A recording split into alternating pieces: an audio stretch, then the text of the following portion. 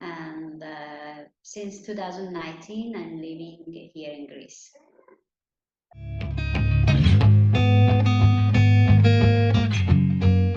I speak Persian and I speak Dari and also English, and in these three languages I can read and write, and also I'm learning Greek, but I'm beginner.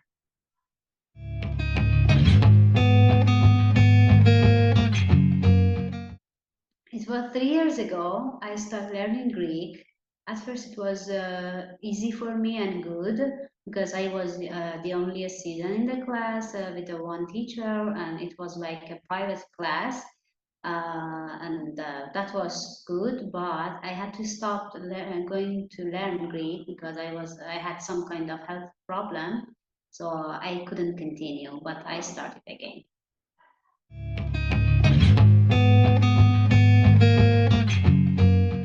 It is a little bit difficult because the letters is completely different. Not all of them, but some of the words are different. And I use all the time to speak English and write and reading. So I was all the time confusing between the letters, between English letters and the Greek letters. So like we have N in Greek, but for in English it means we, or P it means R here. So for me it was a little bit confusing between the letters most of the time. But then the grammar, it was a little bit also difficult for me because we have the like how we had the female things and the male things. It was because of this it became difficult for me because in Farsi we don't have these kind of things that uh, to call it as a female or a male.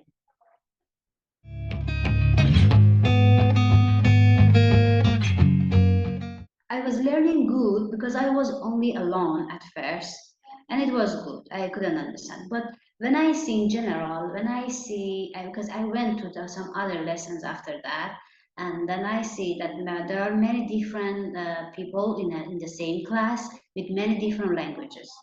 I mean, the mother language, we have like Syrian people, Kurdish people, like the people that speak Arabic, Kurdish, Farsi, same all together, and that was difficult because also some of them they didn't know English. So for a person like me that I know English, it was easy when the teacher taught me and saying everything about the Greek language. It was easy. But when I see some other people, the same in the class, it was difficult because she was telling me something, the teacher, and then she went to the other student, and then I was confusing all the time between the words, the vocabulary, the grammar, everything, because there were many different people in the same class speaking different languages. It was so difficult for me. And one of the most problem that also I had, it was like this, that I don't know why, but maybe because of the time, there was no time or what else, I don't know exactly. But the most problem that I had when I wanted to join a class, a Greek class, it was like this, that if we have a beginner, like when we wanted to start a beginner for the just or for the beginner, for the people that they know a little bit English or they know completely English, so they make a class for them only, not to put the others or the people they don't know. For example, my sister doesn't know Farsi also how to write or read it. She doesn't know. So she needs a different class, and not to put my sister and me same together.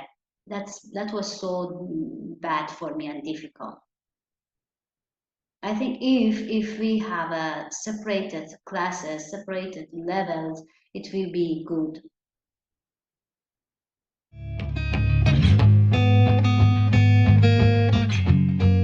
It depends of the teacher and experience because I had some lessons. I don't know how can I say it, but mm, from one things they jump to another things. Like it's the alphabet and then they goes to the grammar. like this. It was difficult, but when I was in that lessons with the teacher 3 years ago, it was really good because she started first with the alphabet, the sounds, and telling me like we have like two letters that we put it together and it sounds another things, and she showed me these things, and started like with the conversation, with the daily conversation, and that was good for me. She taught me the important things, the daily things that we do every day. That was helpful for me.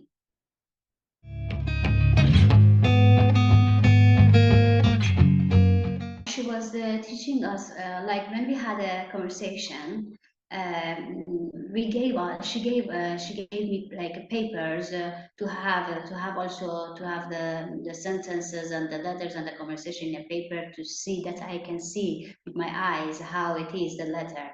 But before she gave the letter, the papers, but before she started doing the conversation, like going outside of the class and coming and knocking the door, say yes, us, like to start conversation that for the people that they don't know, for example, they don't know what is hello in Greek, they start saying yes, us, yasu, or how are you, tikanite, these things, how we can pronounce it. She started doing this, and I see that I saw that she was also asking to do it together with a Greek one. She had this conversation with a Greek person or someone that knows Greek. She was speaking Greek with that person during that conversation, and then it showed that she showed us that we do what we are doing, and then start with us and saying, okay, this is hello, this is how are you, this is how it means how old are you, where are you from,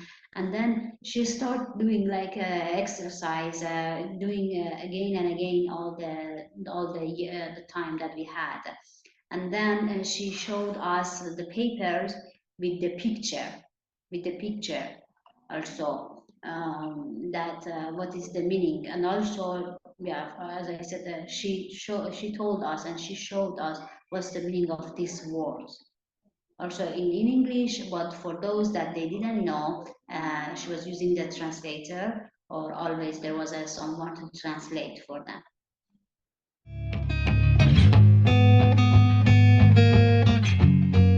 As I said, it was like that. We don't have these things that we have the things, the objects. We have like female things or male things. We don't have these things.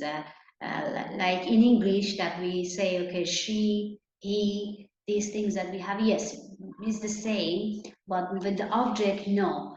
But we had also similar things, similar words. Um, like the bag, chanta. I the bag, yes, I think chanta, yes. And then I said, but then I heard from the other people. They say to me, yeah, this also in Delhi we say the same. I said, oh. So I understood that we have some kind of words that is similar to our language.